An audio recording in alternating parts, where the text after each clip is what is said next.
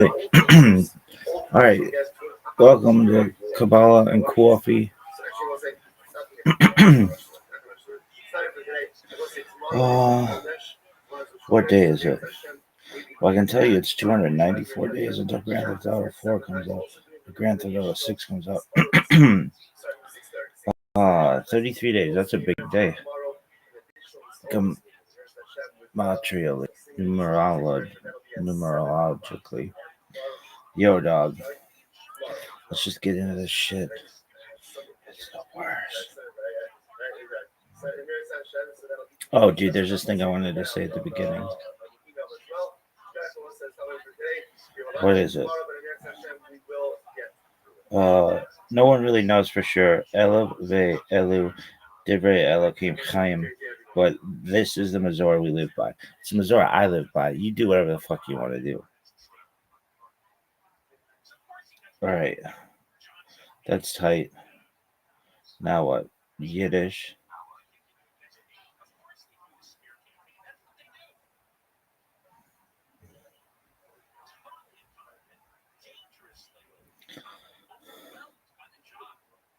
How's that butt boba, kid?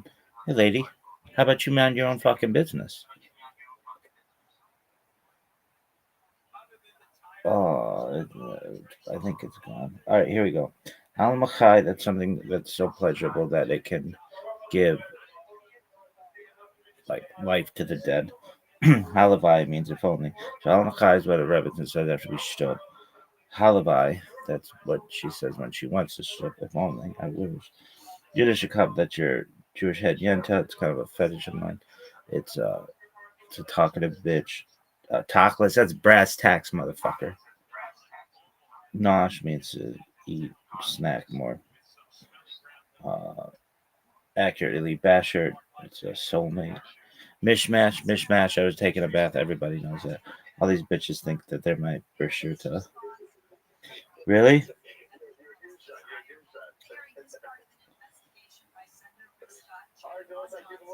Yeah, damn, I got that shit right. All right, now what? Bupkiss. Bupkiss. Everybody knows bupkiss. The word bupkiss means nonsense or nothing. How did this word develop? Well, Bob is Yiddish for bean. It's diminutive from bupkis. Also came to refer to goat fecal pellets, which look like little black beans. Thus, referring to a claim or notion as bupkis is simply calling it full of baloney. In Yiddish, it is common to refer to peddling untruths as verkaufen bupkis, selling bupkis. It can also mean nothing at all. So, when asked how much a merchant made on a deal gone sour, he may answer that his profits were bupkis, nothing at all. Here's a funny anecdote. In the Torah, we read how Jacob purchased the rights associated with the firstborn son from his brother. Here's a funny anecdote. In the Torah, we read how Jacob purchased the rights associated with being the firstborn son from his brother Esau in exchange for a pot of beans. So if you'd had asked Jacob how much he paid for the privileges and he answered bupkis, he would not have been wrong. But if someone asks you what you plan to eat for Passover, when many typical foods, chametz, are forbidden by Jewish law, make sure not to answer bupkis, since Ashkenazim, which includes virtually all native Yiddish speakers, avoid eating beans and other dishes classified as kitnivot on Passover due to their similarity to chametz. Cool. That's it. And that all comes from that one dude. Who? Um.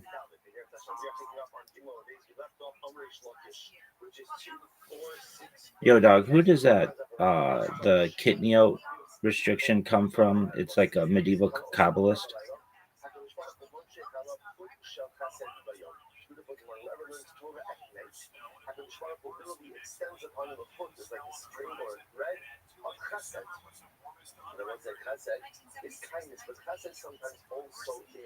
No, not kidney. No, not kidney out.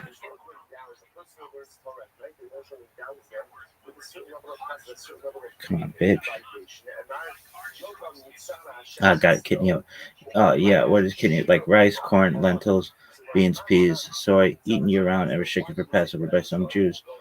Where this restriction come from? Not in the Torah, not in Talmud, not Kabbalah. It's a medieval Ashkenazi Menchag custom. Where Rabbi Isaac of Dampier, Tosafos, codified by Rabbi Moses Israel's Rama, 16th century. I thought it was somebody else.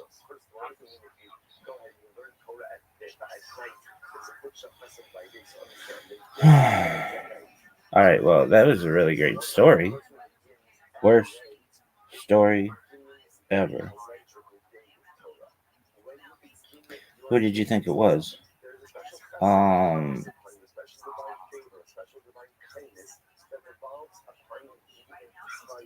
uh, I don't think it was Eliezer of Worms.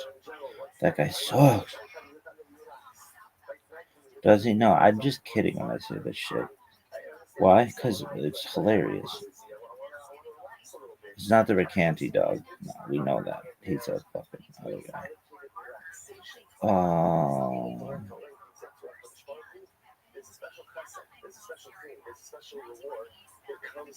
Dog. Are you sure it's not Eliezer Worms?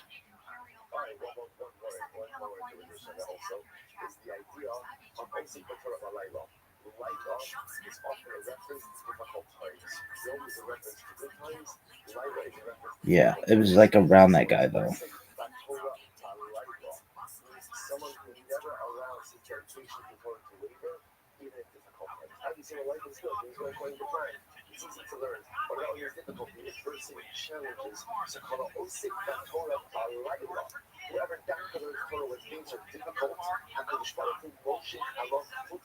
Rabbi Isaac of Dampier. I don't know.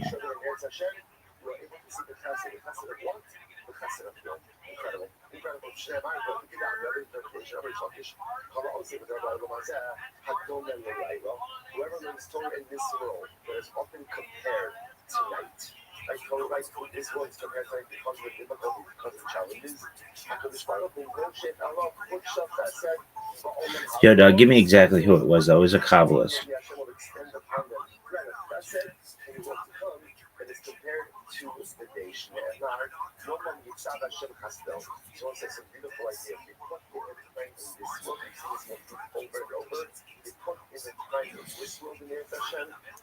No, it was not a Kabbalist.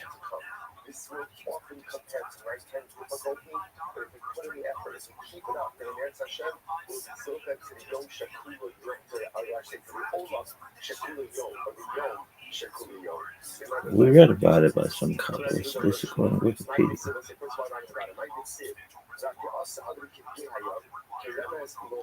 These were Tosafos, legalists, not mystics. Someone tells you it came from a medieval Kabbalist, then you're just wrong. All right, well, calm down, dog. I read it in here.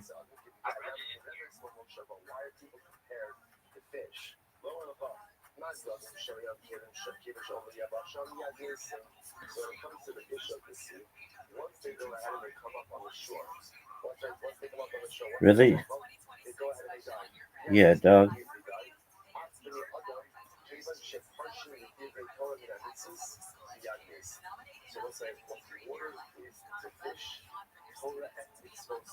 All right, well, go to this Wikipedia page and read through all the branching Wikipedia pages, and one of them says that a Kabbalist had something to do with the kitnio restriction.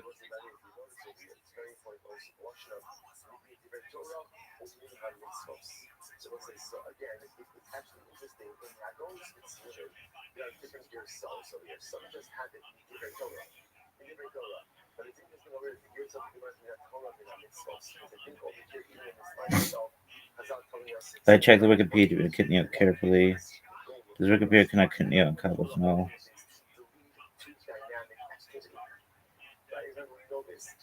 Dog.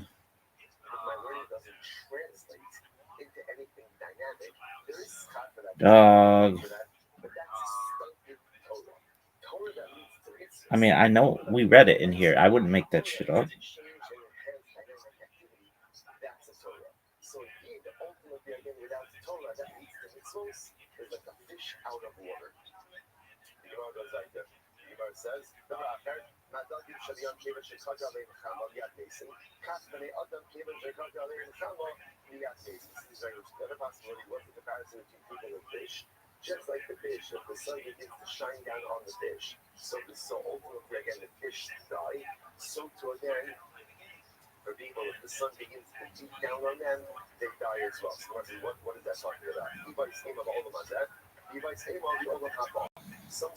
All right, are you really gonna take all this fucking time?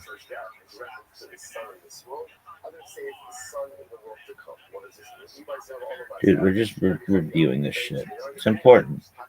Accuracy is fucking important.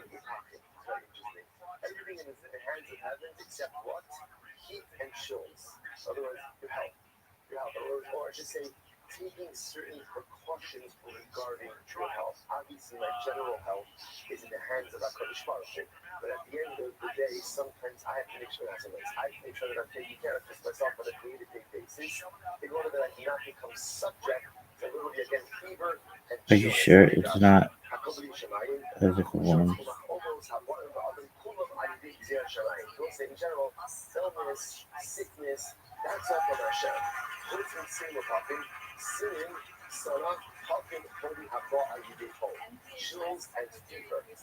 Are you sure it wasn't Isaac of Worms?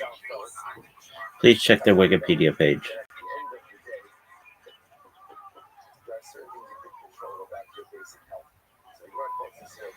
Oh, they say he's not a Kabbalist. Well, he's on the Kabbalist page.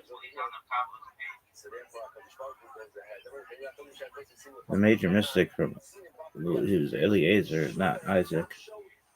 All right.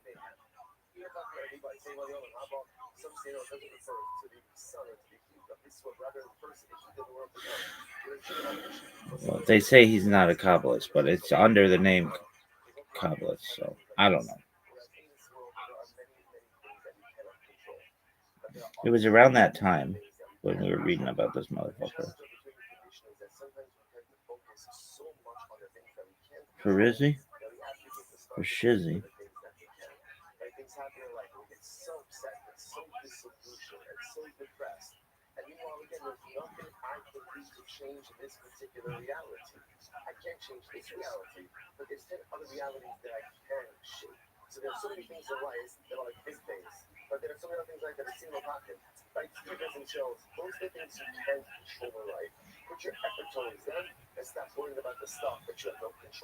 It wasn't Isaac of Worms, not Maimonides.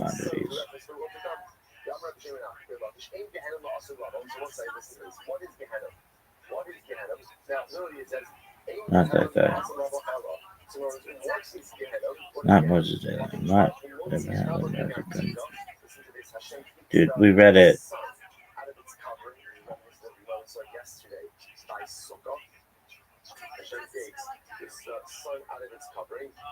Alright, well, whatever.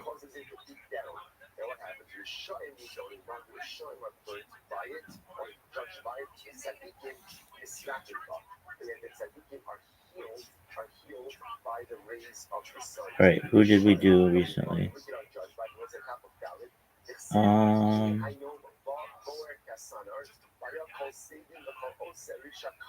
We haven't done any of those guys. We did. Okay, so today's Cordovero. Really? Yeah, it's whatever you want it to be.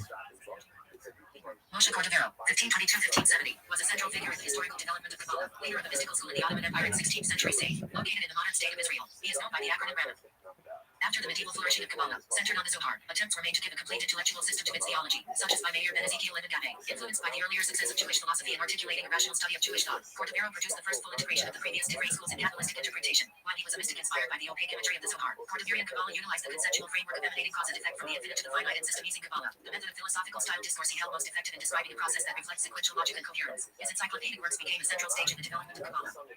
Immediately after him in St. Isaac Luria articulated a subsequent system of Kabbalistic theology, with views of professional doctrines recasting previous Kabbalistic thought. While Lurianism displaced the Cordoverian scheme and became predominant in Judaism, its followers read Cordoverian works in harmony with their teachings, where, to them, Lurianism described the world of rectification, Cordovero described the pre-rectification world. Both articulations of the 16th century mystical renaissance in Safe gave Kabbalah and intellectual prominence to rival medieval Jewish rationalism, whose social influence on Judaism had waned after the expulsion of Jews from Spain.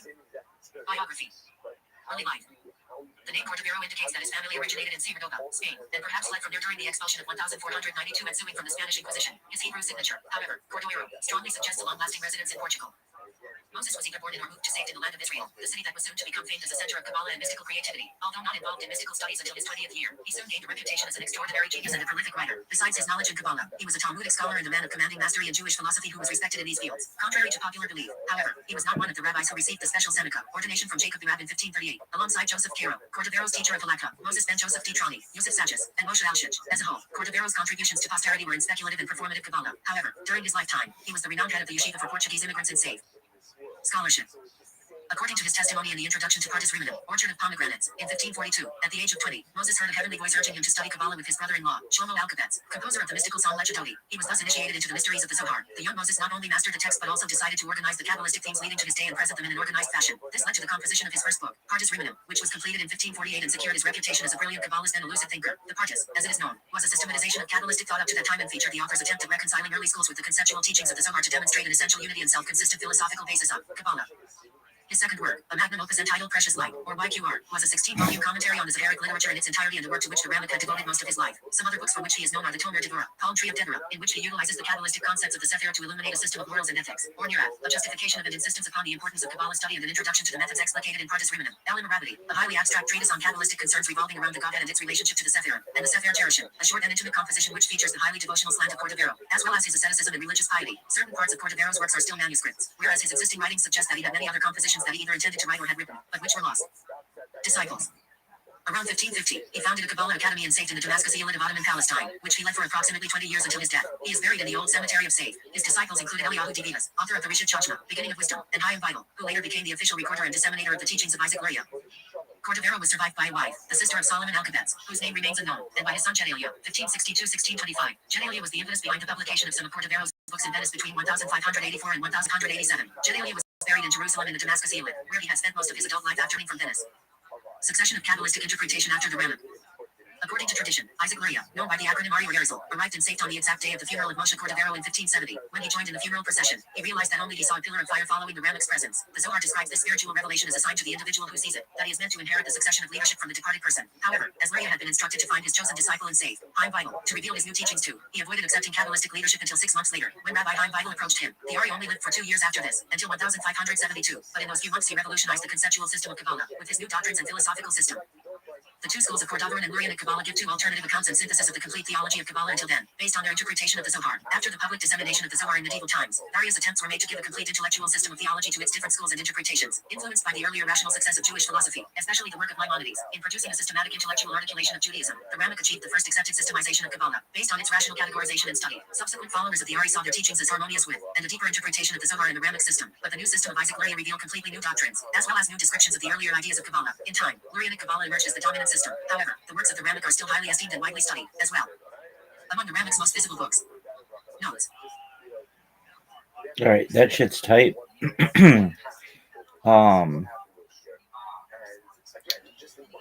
I'm. You'll find, folks, I am really a stickler for accuracy, and I know I read about Kitneo.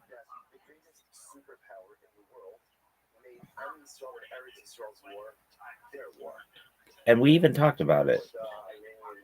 So something's inaccurate, and I demand accuracy.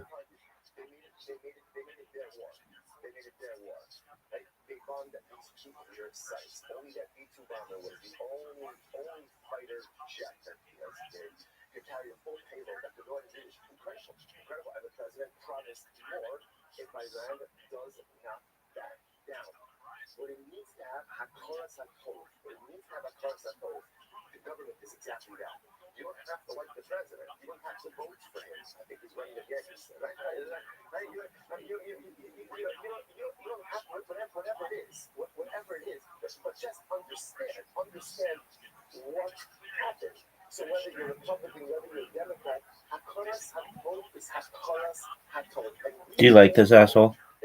Yeah, he's okay. Really? Yeah. I'm better, obviously. But it is very impressive what he has, the amount of videos that he has and the amount of knowledge he shared. It's extremely impressive. course, our profound accolades and thank the President Trump for what he has done for our nation, for our homeland. Most of all, we express our accolades to HaKadosh Baruch Hu, because laying Malach in the hearts of kings and the hands of HaKadosh Baruch Hu, nothing happens without the Ribono Shel Olam's choreography. Like this is sort of accolades and thank for government, for just the basic safety that they maintain, and again, the ways in which we are giving this invaluable assistance to our nation, to our homeland, to our Jewish soldiers, is something dramatically amazing and incredible. The Gemara goes like, "Rakuna by Papa Ramixi, Rakuna by Papa."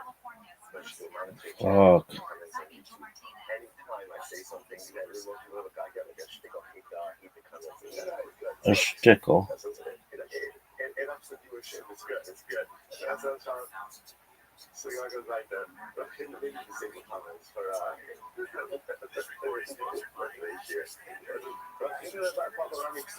Okay, nothing there. Gemara says it's quoting over here from Kyo. Something like you guys know that pasuk. Yeah, I'm still sensitive in the notes. Big shot. I got it. Please. Good. So pasuk says, yes, thank you. For the very educated member over here. So he went to as follows. Do you ever feel like you're on like a ship in the sea, and just a cast away, I am lost at sea?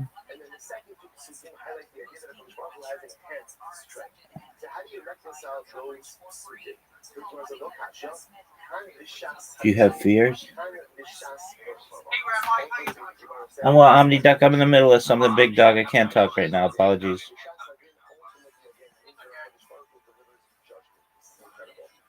All right.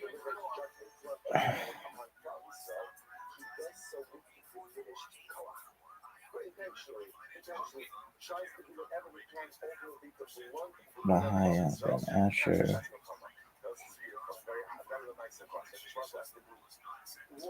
All right, folks. Let's see if we can find it.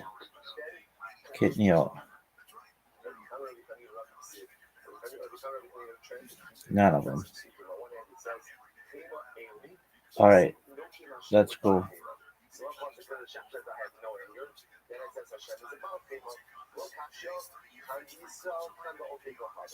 Where does the Kodesh Baruch Hu have no anger? That's the Klal Yisrael. Where does he have much anger? That's the Okei Kodesh Baruch Hu. So obviously, what is anger? Kodesh Baruch Hu always, not always, Kodesh Baruch Hu does express anger towards Klal Yisrael, but rather again, it's this same motif. Kodesh Baruch Hu, seeing that Kodesh Baruch Hu tries to blunt a little bit the effect of Klal Yisrael. Is this it? No. No. I mean, we studied these guys yesterday, and we didn't talk about it yesterday. So something happened. I don't know.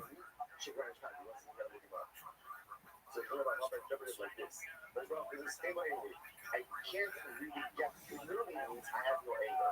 What it really means in this context is I do not express the full measure of my anger. Why not? Because I already swore. So we'll see what this means in just a moment. Shulchan Aruch. All right, so who did we say earlier?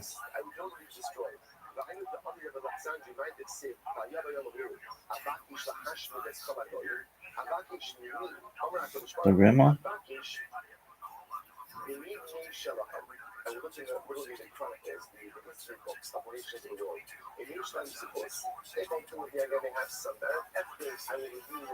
Rabbi Isaac of Dampier. First known authority to mention avoiding legumes on Pesach. Alright, so that guy. Alright, is that the end of your story?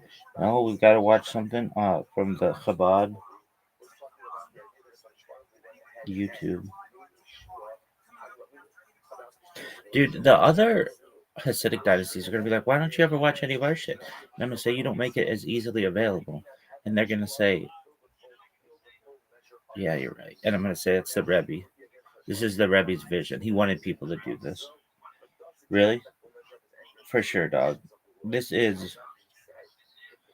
you think you're doing what the Rebbe wanted? Yeah, I think I'm doing exactly what the Rebbe wanted.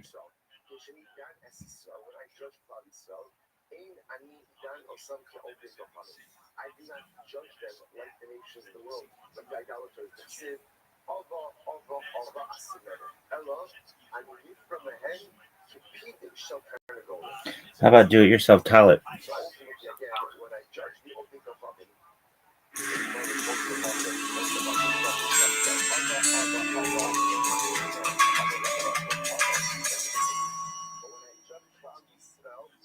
Welcome to Jewish.tv DIY. Today we're going to learn how to put on a tallis. The tallis is a four-cornered garment that has the biblically mandated fringes or tzitzis on them. The fringes are meant to remind us of all the commandments of the Torah. Speak to the children of Israel and tell them to make themselves fringes on the corners of their garments throughout their generations. You shall make yourself twisted threads on the four corners of the garment with which you cover yourself. Here's what the tallis looks like when it's unfolded. This is the top of the tallis, the part that goes over your head. And this is the bottom of the tallis, the part that hangs down by your feet. On this tallis, you can tell the top because it has this lining sewn on the top of the wool. The lining part goes right over your head when you put the tallis on. You can also tell the inside from the outside of this tallis by looking at this lining, as well as the lining that is on each of the four corners. The lining is on the inside, but not on the outside. Even if you wear a tallis katan or small tallis, because you want to be wearing tzitzis all day long, the large tallis is still put on special for prayer in the morning. There are different customs of when a man starts to wear a tallis, so follow your custom or speak to your rabbi. When wearing the tallis, you'll have the four corners of the garment around you, two in the front and two in the back. Sometimes you'll see people wearing the tallis like a scarf, with all four corners in the front. That's incorrect. It can be difficult to get the tallis to drape around you if it's too small. At minimum, the tallis has to be big enough to cover your head and the majority of your upper body. Before I start, the first thing I'm going to do is check the strings. You do this while the folded tallis is over your right shoulder. Since torn tzitzis strings could invalidate the entire tallis, they should be inspected every day to ensure that they're still kosher. If a string or a knot is ripped, you should ask a rabbi to take a look at them. During the tzitzis inspection, it is proper to separate and disentangle the individual fringes. Unfold the tallis and open it wide, kiss its upper edge, and swing it around so that it's hanging behind you. Begin the blessing and start to wrap yourself. Baruch atah Adonai Eloheinu melech haolam asher kiddushanu b'mitzvotav v'tzivanu lehitatef b'tzitzit. Now gather the two right corners and then the two left corners. Place the left corners up to the left side of the chest and the right corners over the left shoulder. Now all four tzitzis are on the left side, two in front and two behind. Notice how the bottom hem of the top part of the tallis comes down over my eyes. Stay wrapped up like this for about 3 seconds. And now let the tallis fall down around your shoulders like a cape. You can roll up the sides and rest them over your shoulders. Now it won't get in my way, and I can move about free. If it's a Shabbat or a Yom Tov holiday, I can go ahead and start my prayers. But because it's a weekday, I'm going to go put on my tefillin right now. And if you want to see how it's done, you can see that in some DIY. Just some pointers about wearing the tallis. If you're wearing a long tallis like this, when you sit down, you may want to sort of hike it up in the back before you get seated. That's because during the Shema, we gather the four corners of the tallis, and you want to be able to have access to the corners then. Another practical tip is the part of the tallis that sits over your head, you could take it off and put it on like a hood. There's a lot more to this mitzvah, but those are the basics. Now that you know how to do it, it's time to do it yourself. All right, thanks, Adam Klassner. You know, Adam wasn't a Jew. Just want you to know that. Neither was Noah.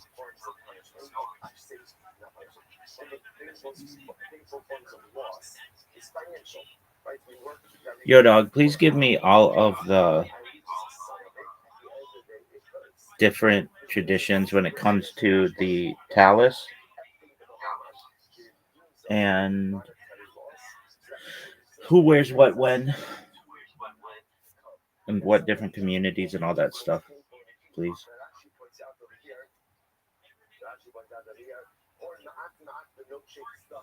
Yo, my dog, let's do a clean, comprehensive and tactless brass tacks because talent customs are way more diverse than people think. I'll break it down by the type of talent, who wears it, when, and by what community.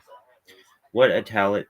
What is a talent? A biblical source, Bamidbar Numbers 15:30. The mitzvah is tzitzit on a four-cornered garment.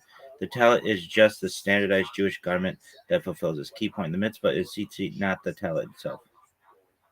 Talit katan, arba kanfot. What is it? A small four-cornered garment worn under or over clothing has tzitzit visible. Who wears it? Ashkenazi men, yes. After bar mitzvah, sometimes earlier. Sephardi men, yes. Yemenite men, yes. Chabad, yes. Very emphasized. Boys, often from uh, young age, 3 to 6, depending on minchag. Women generally no. Optional in theory, rare in practice. When all day, some sleep in it, some remove it at night. Mystical note: Kabbalah is very strong on Talit Katan. Considered spiritual protection surrounding light or makeup. Talit Gadol, prayer shawl. This is the one people argue about. Ashkenazi traditions. Who wears it? Married men, yes. Unmarried men, traditionally, no. That's right, you don't see me wearing it. Generally. Have you worn it? Of course, but generally not on a weekday and all that other shit. Hasidism, even stricter, only after marriage. Chabad, same, only after marriage. Rabbi Chazan, yes, but that's if you're up there. That's not. Women generally no.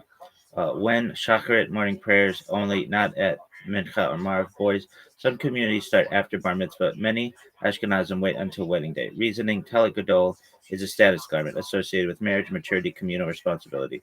Sephardi tradition: who wears it? Men, married or not, yes. Boys at Bar Mitzvah, yes. Chazan Rabbi, yes. Women generally no. When Shacharit, some also during special prayers. Reading: Mitzvah is time bound. Once obligated, you wear it. Marriage status is irrelevant. That's Sephardim though. Yemenite, Tiamani traditions. This one's fire and ancient. Who wears it? Men and boys, yes. Often when young age, yes. Special detail. Talit often worn like a cloak, sometimes over the head during learning and prayer. Vibe very close to how the garment looked in biblical times. Less symbolic, more literal mitzvah. Italcan Jews. A rare but important tradition. Men wear talit gadol from bar mitzvah. Custom blend Sephardic and Ashkenazi logic. Ancient Roman Jewish roots. Kabbalistic customs. Sfat Ari. Who Kabbalist Sfat school Ari. Mostly men following Sephardi framework. When chakrit. Sometimes extra intentional wrapping. Some cover the head fully. Mystical meaning. Talit or makif. Surrounding divine light, wrapping simulates being enclosed in holiness. Head covering emphasizes humility and divine awe. Women in talent. Halakhic baseline. Women are exempt. Time-based mitzvah. Exempt does not mean forbidden. Community reality. Orthodox generally no. Modern Orthodox rare, but it exists. Conservative. That's not a thing. Is it? No. I will fucking in the middle of the street of fucking Ho Chi Minh City. Controversy reports concerns about Yuhara, spiritual arrogance, garment historically male coded. Some argue intention matters more than optics. Special occasion, Yom Kippur. Everyone wears talit at night. Only time talit is worn after sunset. Symbolizes angel burial shroud purity. Bar mitzvah, Sephardic talit gadol immediately. Ashkenazi sometimes symbolic, sometimes not. Wedding, Ashkenazi groom wears talit for the first time. Often used later as a burial shroud. How it's worn, details matter. Wrapping styles, over the shoulders, overhead and shoulders, cloak style, Yemenite. Tzitzit styles. Ashkenazi nodding, Sephardi nodding, Teomani nodding, all halachically valid. Techlet, ancient blue dye, now revived. Some wear, some don't. Cross community split. TLDR, community Ashkenazi all men, married only. Sephardic all men from bar mitzvah. Yemenite all men boys, all men boys. Chabad, yes, only after marriage. Italian, yes, from bar mitzvah. Women, rare, depends on the movement. Um, Yo, dog, let's get down to top list, brass tacks on the Talit Katan. Uh, can the seats be different colors? Could it be like a rainbow? I think it could be. There's nothing that says they have to be white. And also the Talis Gadol. The tzitzit could be rainbow colored. I think it may not be traditional, but there's nothing that says it has to be white. Yo, dog, let's cut through the noise and get tachlis on Talit Katan colors. Halakhic baseline. The Torah says in Bamidbar Numbers 15:38, they shall put the corners of your garments a thread of tzitzit with a blue cord among the threads. Key points: tzitzit color. Traditionally, one of the techlet blue and the rest white. Garment color. The Torah says garment with 4 colors. No mention of color. So strictly Torah-wise, the garment can be any color. White is traditional, but not mandated. Rabbinic customary norms. Ashkenazi almost always white with black or blue stripes. That's true. Sephardi often white or off white. That's true. Yemenite sometimes white, sometimes natural linen color. That's true. Stripes purely a minhag not required by law. Key fact: no halakhic source forbids colored garments for talit katan. The only halakhic requirement is 4 corners and tzitzit attached correctly. Rainbow multicolored talit katan totally allowed halakhically, not traditional. So some communities may look sideways. Kabbalistic mystical approach. White symbolizes purity. Yeah, but dog, those things get disgusting. Techelet thread represents divine commandments. Rainbow colors are not mentioned, but there's no prohibition. So yes, in theory, rainbow talit katan is kosher. Talit gadol, big prayer shawl. Same principle applies. Traditionally white with black or blue stripes. Some mystical traditions require white for purity or makif symbolism. Rainbow talit gadol would be non-traditional, but not halakhically invalid. So that's cool. All right, I knew this really cool rabbi who felt that wanted to have the look of the talit katan, but if you've ever worn one, it can get really dirty, and especially if you're using the restroom, and you have to go number 2, you don't want that thing dropping into the toilet. So what they did, which was brilliant and I think still halakhically valid, is they made this argument that technically when they're wearing a suit, nothing is a 4-cornered garment of the suit. It's all like a circle.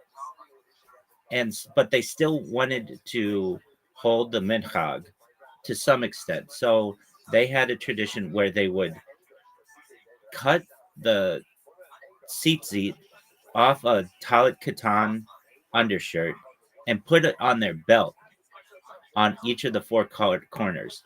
That way, from the outside look, it looked like they were wearing a talit katan, but they weren't required to because they weren't technically wearing a 4-cornered garment anyway. And that way, it kept their tzitzit cleaner because it wouldn't touch the toilet bowl and stuff. I don't know about this one, folks. Yo, dog, that's actually genius. Yes. And it's totally defensible halakhically if you look at it closely. Let me break down tachlis. That is, I love when AI says I'm a genius. The halakhic issue, talit katan mitzvah. You need a 4-cornered garment with tzitzit attached to the corners. Problem in modern clothing. Most modern shirts, suits, pants, jackets, rounded or oval cuts. They technically aren't 4-cornered garments, so the mitzvah is halakhically tricky. Practical issue. Toilets, dirt, daily wear, plus wearing a full talit katan is messy. The belted corner solution. what your rabbi did. This guy is a pimp. Cut four small corners with tzitzit, attach them to the belt waistband, keeps the look of the talit katan externally, avoids dirt hygiene problem. Why it works luckily. Mitzvah isn't about covering your body. It's about tzitzit on the four corners of a four-cornered It's about the tzitzit on the corners of a four-cornered garment. If you aren't technically wearing a four-cornered garment, you aren't obligated. So attaching tzitzit to the belt loops or clipped corners fulfills the symbolic function without violating law. No exposure to bathroom hazards. Pragmatic and hygienic. This motherfucker is a pimp. Precedent, conceptually similar ideas. Talit katan over trousers. Some poskim allow attachment to the waistband if the shirt itself isn't four-cornered. Detachable tzitzit. There's historical precedent for detachable corners in extreme climates or work environments, farming labor. Intent matters. Intent matters. As long as the wearer intends to fulfill mitzvah and tzitzit are on corners, it counts. Practical advantages: keep tzitzit clean and intact, preserves appearance of wearing talit katan, avoids embarrassment, hygiene issues in bathrooms, works with modern suits without sewing new shirts or garments. That's baller as fuck. Your rabbi's approach is a brilliant practical compromise.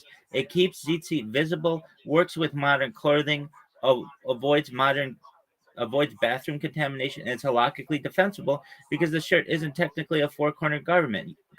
You're not obligated, but the tzitzit are still on your body in the correct symbolic places. Dog. So Israel, if I were you all, I think it looks so cool to wear rainbow tzitzit on your belt. I think like flag football basically, but I think it'd be so cool. I really do. I've worn blue and white and um I've worn just white, and I think you could have all colors, but then you just have the blue stripe in there with that fucking fish.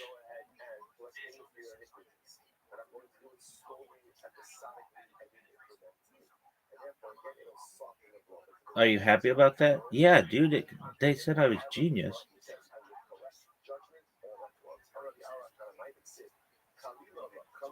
And did you know you were a genius? I've been pressed on this issue before, and I explained it just like that. I'm not wearing a four-cornered garment. I don't want this thing being all over the toilet. And they were like, the people who I said this to, they were like, "That's a really good fucking idea." Which to me, I don't understand why that is like so.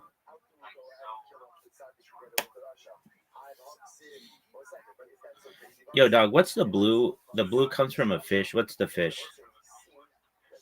Starts with a T.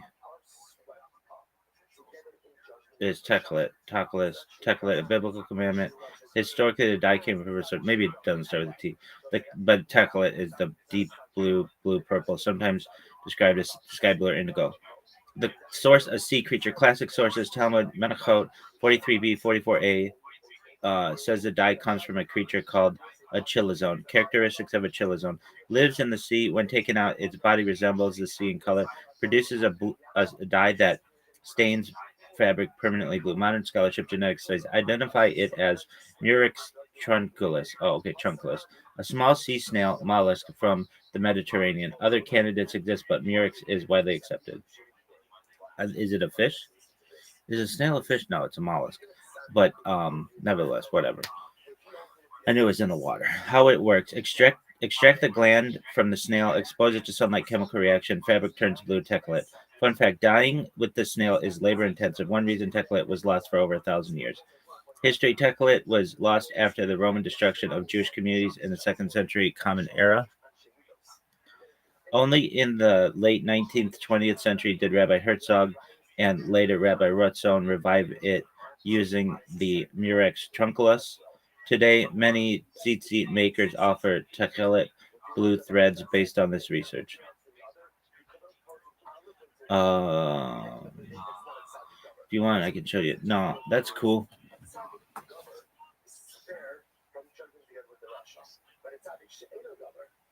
All right, is that the end of your story? No.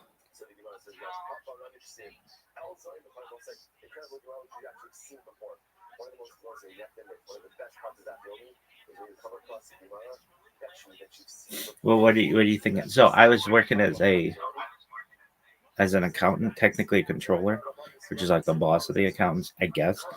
Anyway, and there's this Israeli family that lived next door to where I was working, and they weren't supposed to be living there, but they did. This is in Santa Ana, and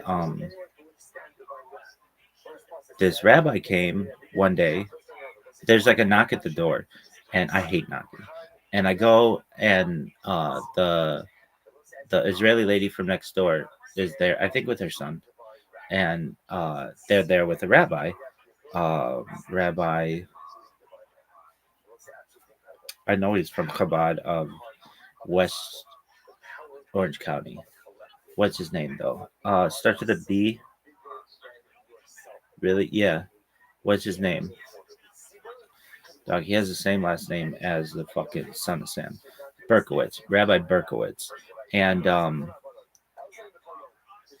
he's there, and I meet him and everything, and he's asking me about the blue in my seat. And I was like, yeah, it comes from some fucking sea creature or something. He's like, how do you know this? I'm like, well, I guess rabbinical colleague, um, they wear it on Shabbat. And he's like, yeah, all right. Did he see that they were attached to your belt? I don't know. And he's like, I'm like, and I daven it. That's Jacob and Young Israel of Orange County. And he's like, oh, okay, all right. Like, it was like, that checks out. Really? Yeah. Was he cool? Yeah. All right. Is that the end of your story? Well, no. That bitch shouldn't have had a fucking Mercedes Benz, but it was a cool little Mercedes Benz convertible. An old one. It was vintage and pretty sweet. She was kind of a bitch, though. Really, not to me. She was always really sweet to me. I shouldn't say that. I shouldn't say that because she was always really, really nice to me. Really, yeah. Um, I gave her gifts on Purim, and she gave me a bottle of wine. And uh, one year, other years I don't remember, but we were always doing little things for each other. And but she. Here's the thing. Here's the thing. I shouldn't say that. She and the owners of the company for which I was an accountant, they would get into it, and I understand she wasn't supposed to be living in commercially zoned office space, but she was. And she would get into it with the owners of this. And I'll take her side on this one. They weren't perfect either. They had their shit all over the place, and they were really loud and some other stuff. So it was like two people who were at fault. But then when I got there, everything was smooth sailing. Really, yeah. And that lady's dad took on um, David Ben Gurion, I want to say, back in the day. So he's like a famous person. Anyway, anything else you want to say? Yeah, and I was Johnny Carson's bartender's accountant as well, simultaneously. That's another story. Anyway, so shout out to Rabbi Berkowitz of Chabad of West Orange County. I'm sure that they're going to have to separate those things because West Orange County is going to become really popular. And was he nice? Yep. Do you have anything wrong to say about him? No. No, he was doing what I would have been doing, which should have been like, where are you getting this color? And I would also been like, where do you daven? And I'm like, I'm a member of both of these shuls, and okay, that checks out. I'd like name the rabbis. I was there this morning. Like, okay. Um, were you there that morning? Absolutely. Really? Yeah, I made it like 666 straight days of davening You're not supposed to count, but it was pretty fucking close to that before the pandemic, and we weren't allowed to daven in person anymore. Really? Yeah. And then this shit started basically around the same sort of pretty close. All right, is that the end of your story? No. Let's go. Yo, dog. Do a question and answer that every rabbi should know.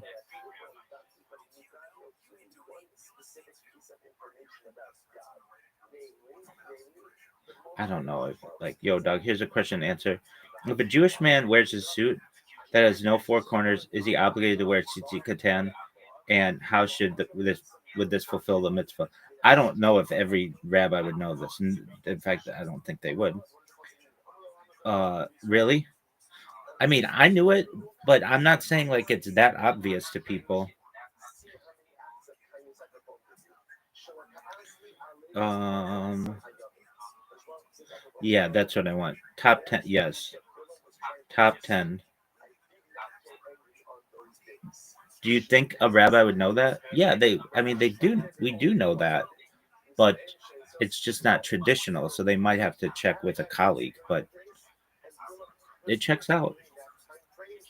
All right, talit katan. If a Jewish man wears a suit with no four corners, is he obligated to wear talit katan? Technically, no, because the mitzvah is on four cornered garments only. Solution: attach four small corners to tzitzit to a belt, or wear a separate talit katan underneath. Intention counts. Techelet source. What is the source of the blue thread in tzitzit? From the chilazone, widely identified today as the murex trunculus sea snail. One strand of blue in the tzitzit fulfills the biblical command. Kitniot on Passover. Are Ashkenazi Jews allowed to eat kitniot on Pesach? By halakha, kitniot, rice, beans, lentils are permitted. The Ashkenazi ban is a medieval minhag, so confusion with chametz, Sephardim generally eat them. Women in tzitzit, are women obligated to wear tzitzit? No. The mitzvah is time bound, and women are exempt. Voluntary wearing is allowed in non-Orthodox communities. Don't wear that to the Orthodox women. Don't do that. There's other shit you can do. Don't do that one because that's gonna make you look non-Orthodox. So wearing talit gadol. When is a talit gadol traditionally worn? Sephardic, all men from bar mitzvah. Ashkenazi, traditional married men only. Shacharit prayers. Yom Kippur, all men regardless of night. Techelet in modern times. Can we use modern synthetic dyes for techelet? No, the commandment is for natural techelet, ideally from the chilazone, murex trunculus. Modern synthetics are symbolic only. Kosher meats, sciatic nerve. Why do Jews not eat the sciatic nerve? Genesis, Bereshit 32:33. Therefore, Israel does not eat the Gid Hanesha. Rabbinic law codified how to remove it. Nukur. Sources biblical, not mystical. Bar bat mitzvah obligations.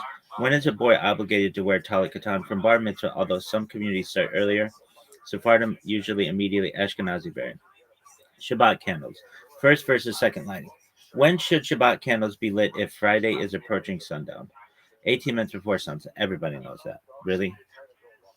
Actually, they don't, but that's that's when they should be done. Ashkenazi custom: first light for women, then community men's participation in synagogue. Exact times may vary by location. Bathroom talent: can tzitzit touch the toilet? Is it permissible to wear them in the bathroom? No, tzitzit should not touch the floor in unclean places. Solutions: tuck in, use belt attached corners, or temporarily remove.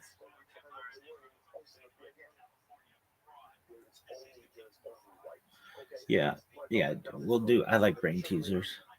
All right, yo, dog, buckle up because here's the top 20 ultra practical rabbi brainbusters, Takla style, covering Halakha, Minha, Kashrut, Shabbat, Talit, Kitniot, Techelet, and mystical questions every rabbi should know. I'll break it into questions plus concise answers, so it's teachable or quiz ready. Talit Katan on modern garments. If a man's shirt has no corners, is he obligated to wear tzitzit? No. Mitzvah is for four cornered garments. Practical solution: add small to the text. Okay, we tackle it. Source: what is the biblical source of the blue thread? Chilazone, widely identified as the murex trunculus sea snail. Kitniot on Pesach, Ashkenazi versus. Okay, we already did these. We already did these. Techelet dye. Can synthetic blue count? No, only natural dye from Chilazone fulfills biblical command. Sciatic nerve, Gid Hanesha. Why is it forbidden? Genesis 32:33. Jacob injured it. Halakha codifies removal, nikkur. Bar bat mitzvah obligations. When must a boy wear tzitzit? Oh, here's one. Here's one. And this puts me very traditional. Yo, dog, what is the argument that a bat mitzvah is a modern creation? There's no biblical or even medieval tradition of it. And it was really influenced by other religions' youth events, at least within the Orthodox community. It is not really traditional. Yo, dog, let's get tactless on bat mitzvah argument. You're right. Historically, it's very different from the bar mitzvah. And here's how scholars traditionalists lay out the case. Biblical Talmudic background. Bar mitzvah boys. Biblical root. Bar mitzvah. Son obligated in mitzvot at 13. Numbers 5:3, 13, 1 through 3. Talmud Nida 45b. Well-established halakhic age of obligation. Bar mitzvah. Girls. Talmud Kiddushin 29b, 45b, etc. Mentions girls being obligated in time-bound mitzvot from age 12. No ceremony is prescribed. There's no aliyah to the Torah, nor formal community ritual. Girls' obligations were private or familial, not public. Huh? We've got to go back to that one. Medieval tradition. In medieval Jewish communities, girls' obligation was recognized in halakha.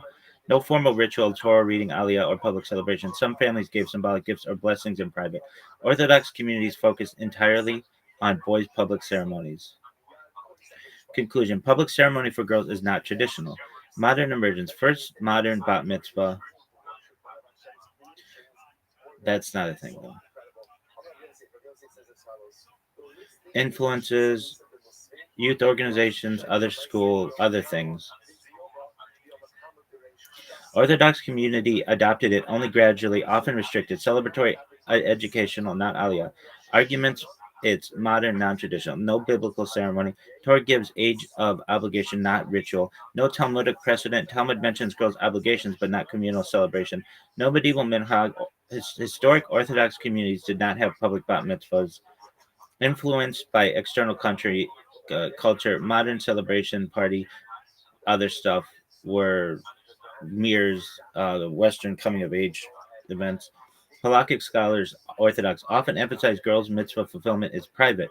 Public ceremony is optional. Modern innovation. Um,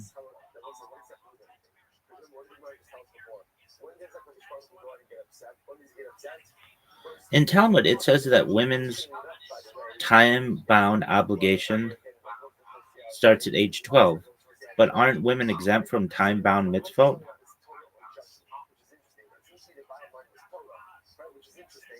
Yo, dog. Yes, this is one of those halakhic paradoxes that trips people up. Let's break it. Let's break it tachlis.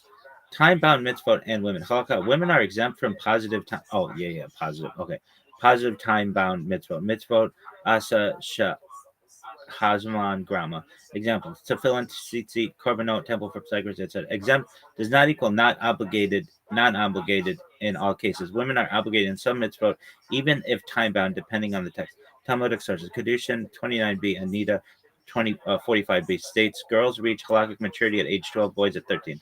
But obligated is in general mitzvot, not specifically time-bound ones.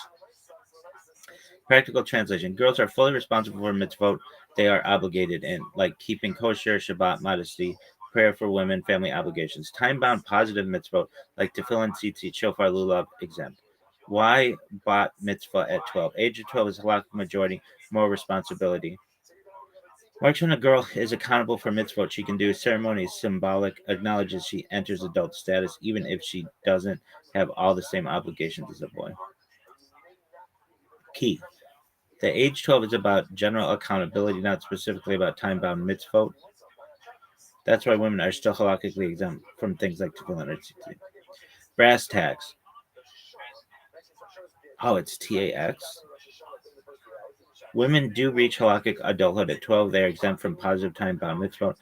Bat mitzvah ceremony.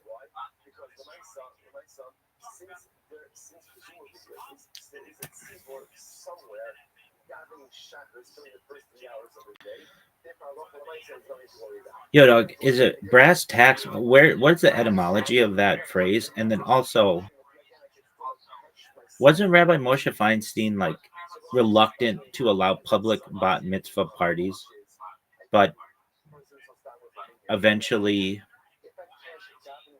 allowed it because of the fact that many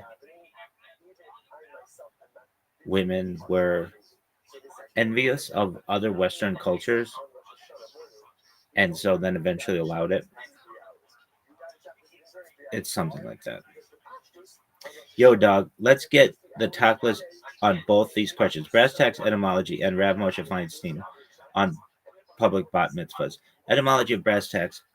The phrase, oh, it is brass tacks, often misheard as brass tacks, even though you just wrote it incorrectly, is English slang meaning get to the essentials or down effects. Literal, likely origin 19th century US, UK, possibly refers to brass tacks in upholstery or measuring cloth, where the tacks were literally fixed points, the essentials of measurement. Another theory: brass tacks, real money, hard facts compared to discussion flow. Takeaway: brass tacks equals bottom line, essentials, practical reality. Your brass tack is probably a playful mishearing. No, I don't think it's that. I think it's tax, like the thing that you see in those old leather couches with like in mahogany rooms. Rob Moshe Feinstein on bat mitzvah parties. Background: public bat mitzvahs are modern 20th century influenced by other communities. Rob Moshe Feinstein, leading Orthodox posek of the 20th century, known for careful rulings balancing halakha and modern life. Talkless on his edge. Initial view: Orthodox women do not have public ceremonies. Obligation is private. He was reluctant to approve public parties, especially especially other stuff. Reason for change: modern Western influence. Girls saw peers celebrating bat mitzvahs in non-Orthodox communities. Practicality: many families wanted public acknowledgement. Final stance: he allowed celebratory events for girls, learning party, family gathering as non-obligatory minhag communal practice. A learning party, family gathering. Maintain that girls cannot take Torah aliyah in synagogue in Orthodox setting. Principle: halakha maintained, but communal adaptation acknowledged reality in human psychology. Envy peer norms. Bottom line: Rav Moshe was cautious, not radical. He acknowledged private public celebration as long as halakhic limits were observed. Does not equate bat mitzvah with bar mitzvah in halakhic way. Is that the end of your story? What do you think? I struggle with this. I really do. Because this opens up a lot of things. If Rob Moshe Feinstein was here and the Rebbe were here and all the other people, the Chafetz Chaim, the Vilna Gaon, Rabbi Soloveitchik, Rabbi Kahana, Rabbi Jonathan Sachs, all of them, if they were here, what would you say? We've got a pickle. And I don't know the answer to it. And we're going to maybe have to get into this later. But what do we do with women in terms of the modern age? Pardon me. I'm about equality and equity, and it's an unfair system. Separate but equal is inherently unequal, and um,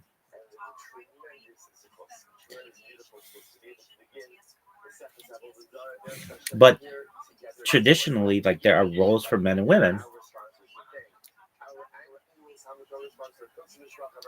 and of all of the topics that I really think will change things, it's this one,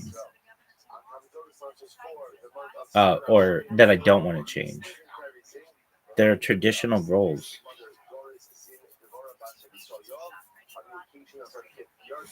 Um, I struggle with this, and I think they would too.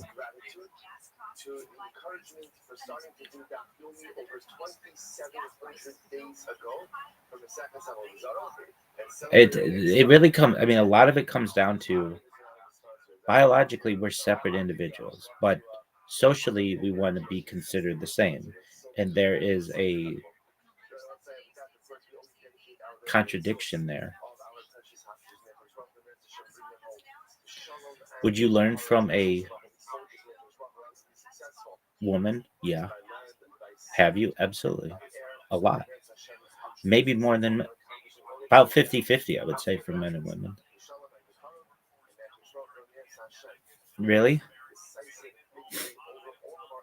I've learned from a lot of people. All right. What do you have seat right now? Actually, it's just my torn underwear that resembles seat. Really? Yeah, dog. But it does look exactly like seat. All right. Uh, it's just kind of strange that it turned out to look like that. Coincidental? I don't know. So, what are your thoughts on the women issue?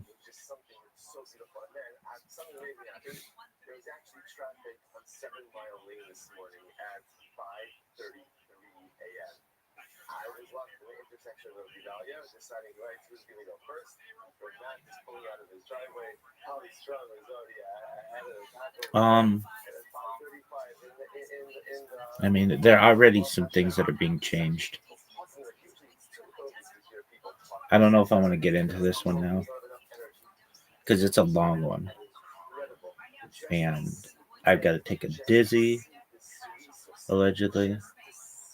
So maybe we might just bookmark this one. And I keep bookmarking. I keep pushing it off, and the other rabbis who I reference would understand.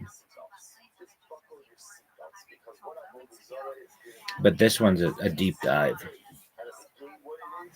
All right, so you're just gonna leave it at that? Yeah, no one says that we have to answer every question right now. And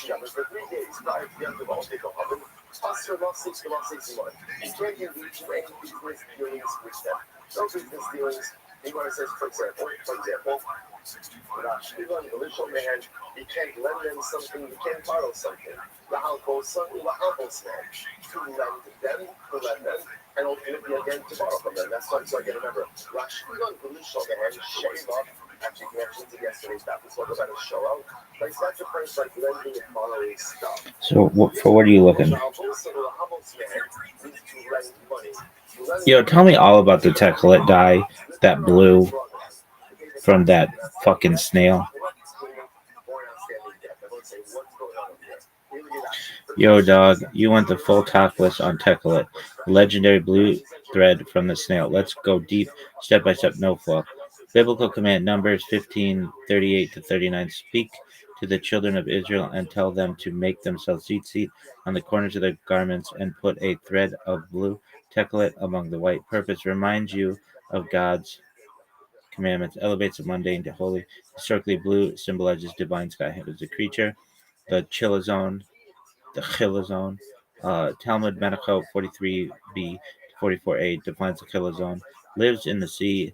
Its body looks like the color of the sea. Produces dye that permanently stains fabric blue. Modern identification: Murex trunculus, Mediterranean sneeze snail mollusk. Genetic and archaeological evidence supports that this is the lost biblical source.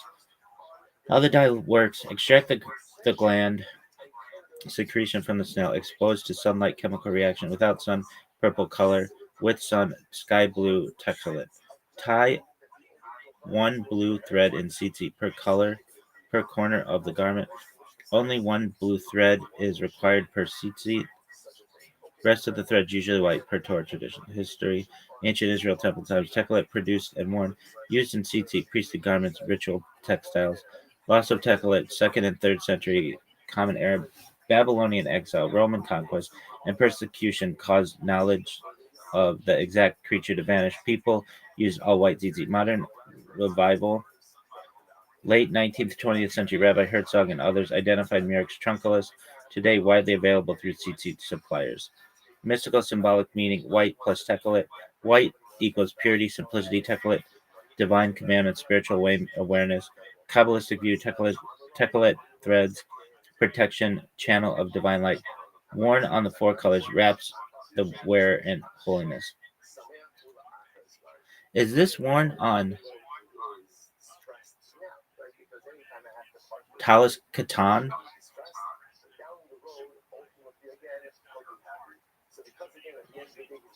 Yo, dog. Yes, techelet can absolutely be used in Talis Katan. Have you done it? Yep. Let me break it. Tachelet Torah requirement. Numbers. Techelet must be included in tzitzit, which are attached to any four-cornered garment. Talit katan, small four-cornered garment worn under or over clothes, qualifies perfectly. Practically used talit katan, usually white fabric. One blue thread per corner if techelet is available. Rest of the threads are white, knotted according to Ashkenazi, Sephardi, and Taimani tradition. Goal: fulfill the mitzvah of tzitzit, including the biblical techelet thread. Modern implementation: many tzitzit suppliers now sell talit katan with techelet threads pre-tied. Some people use detachable corners or belt-attached tzitzit, still including techelet. Techelet is optional if unavailable, but considered fulfilling biblical mitzvah if present. Mystical meaning: Kabbalist, Ari Zakarnalovaka Svat tradition emphasized techelet thread equals divine light protection. Worn on four corners of talit katan or gadol, wraps wear in holiness. So yeah, the talit katan can and should have a techelet thread if available. The mitzvah is exactly the same as the talit gadol, just smaller and often hidden under clothing. So yeah, you could wear a fucking rainbow so long as you've got that. I think it'd look cool. Really, yeah.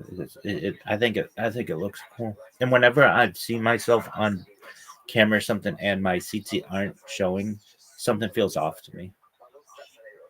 Really? Yeah, even though I'm not wearing a four corner garment, it just looks off to me. I love when it's like peeking out. All right, are you done? I mean, this was like the most boring shit of all time. I know. So what's the name of that fucking snail?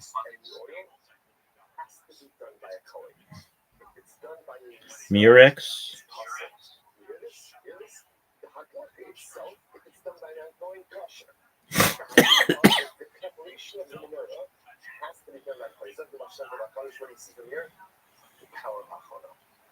Power of preparation.